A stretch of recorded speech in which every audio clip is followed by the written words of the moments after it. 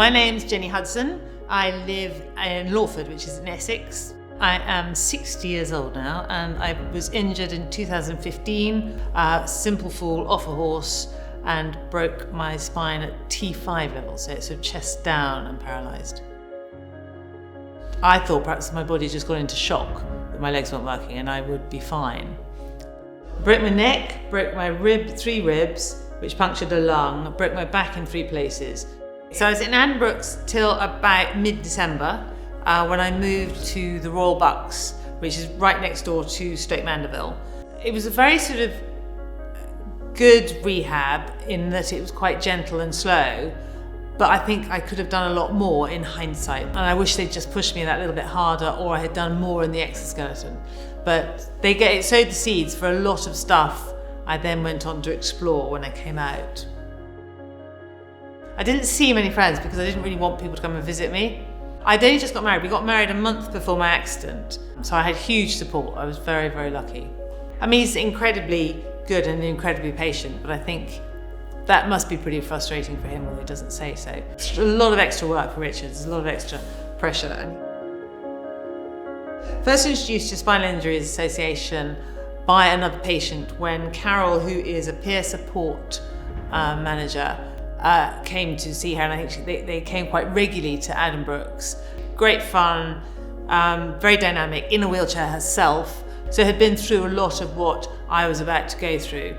So it was just really good to have someone there who's a step ahead of you. I feel quite lucky that I wasn't injured 20 years ago, because today is much easier. I started to explore all the sort of different exercises and things that made sense to me. So I thought Pilates would be quite good to do a bit of yoga. Got introduced to something called Feldenkrais, which is a sort of movement. It's like a Pilates. It's about your body trying to explore ways of communication via neuroplasticity or whatever. You never quite know what it does, but it's great. It's fun to do, and it's really interesting to do. So swimming was one of those things that I wanted to do, and when I came up, but there was nowhere that really worked for me. If you went to a public pool, it was slightly embarrassing, and the changing rooms were a nightmare. Plus the pool was that little bit too cold. Having recently married a builder, we decided to build a pool which we would rent out to people with mobility problems and people without mobility, so it's not just that. So that's what we've done. We've been open about 2 months. And we've got a pool which is big enough for a decent amount of exercise, and it's slightly warmer than your average pool.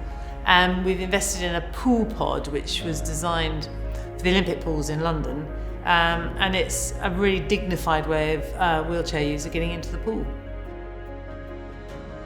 Listening to your body and exploring things, there is an awful lot out there.